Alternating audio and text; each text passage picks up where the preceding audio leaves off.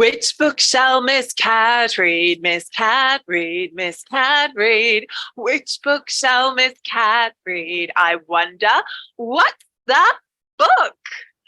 Hello, my friends. You know that Miss Cat has been researching another title, which is going to help you keep your flame alit in this turbulent world, which can sometimes be dark, depending on what's going on.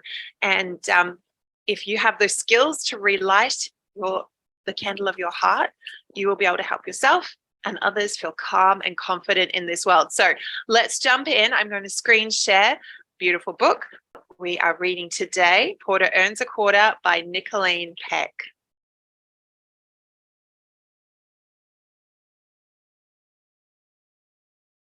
Porter Earns a Quarter by Nicholeen Peck.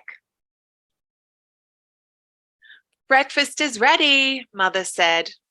Porter looked at his bowl and then turned his head. I don't want to eat oatmeal today. Yummy food tastes better on soccer game day. Saturday morning was a big soccer game, but 4-year-old Porter chose to complain. He made angry noises and then hung his head. You're choosing to whine, Mother then said. When you don't get something that you prefer, it's like hearing a no answer. There are 4 easy steps to accepting a no that my father taught me so long ago. Later today, after the game, we'll take some time to learn them again. But since you chose to whine before, you have earned an extra chore. It's time to go, Mother then said. Porter was searching under his bed. One of his socks was missing again. What could he do? The game started at 10. He looks like he's really mad, hey? And he also looks like he hasn't been managing his room very well. Nicholeen talks about giving yourself a no answer when you want to do something else. It looks like he's wanted to play with his blocks when he should have maybe packed away his book first and his pencil. And maybe he should have, said no to himself playing another game and folded his laundry. But anyway, he's feeling mad. With one green sock and the other one red, Porter stuck out his lip and hung his head. Porter, Mum said, you're whining once more. It's another no answer. Let's get out the door. The whistle blew, the ball rolled by when suddenly Porter began to cry. Out on the field on the cold, hard ground, a boy stole the ball and knocked Porter right down. You'll be okay, Coach Wilson said, as he lifted up Porter and patted his head. When you don't get something that you'd prefer, it's like hearing a no answer. Say okay and be the same, and then we'll put you back in the game. Team Super Green won the soccer match, but Porter was whining as he buckled his latch. He had to sit in the middle once more, no window seat on the way to the store. Porter was tired of things not going his way. It was hard to be happy on such a frustrating day. Porter, you're pouting, Dad said on the ride. Saying okay makes you happy inside. Saying okay seemed hard to do. Porter was grumpy and a little hungry too. He talked to no one and lowered his head. Saying okay is hard, he said. So saying okay is basically being okay with what's happened and just moving on. It's dropping the subject. And that's a skill that we all need to learn. We need to be able to go from one bad situation to another good situation because he's missing out on what's good right here because he can't see it. After lunch, Porter couldn't wait to have Daddy and Grandpa date. Together they built a house for Al, Grandpa's dog and favorite pal. Porter helped Grandpa with hammers and nails while listening to Grandpa's exciting tales. When the work was done and the tools put away, Porter earned a quarter for his work that day. Look what I got, said Porter with pride as he reached in his pocket with London wide-eyed. But the pocket was empty. The quarter was gone. There was only a hole about an inch long. Oh no. What's he going to do?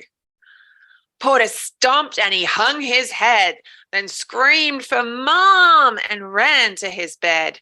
My pants have a hole. I feel so cross. You should have fixed it. My quarter is lost. Mum calmly looked into Porter's eyes. Call Grandpa to talk about your missing surprise. Wow, Mum was wise, hey? Hello, said Grandpa with a voice quite cheery. I can't find my quarter, replied Porter, all teary. Porter, my boy, you need a new skill. Accepting no answers is like a new soccer drill.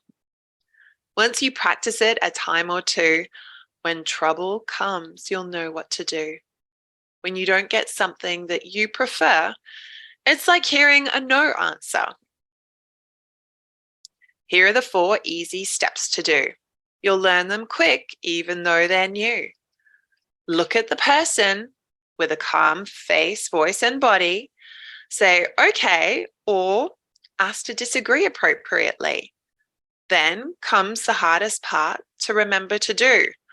Drop the subject. Then you're through. Dropping the subject doesn't take too much time. It means choosing to be happy when you'd rather whine. Porter replied, I will try if I can. This will be my new happiness plan. Porter told Mum his new happiness plan. Mum, you remind me, then I know that I can. Accepting no answers is something quite new, but Grandpa told me it was easy to do. Paige and Mum had made something sweet. Chocolate chip cookies for a family night treat. Porter looks excited. Porter asked Mum for a cookie to eat. Mum thought for a moment and then took her seat. She said, Porter, remember your new happiness plan?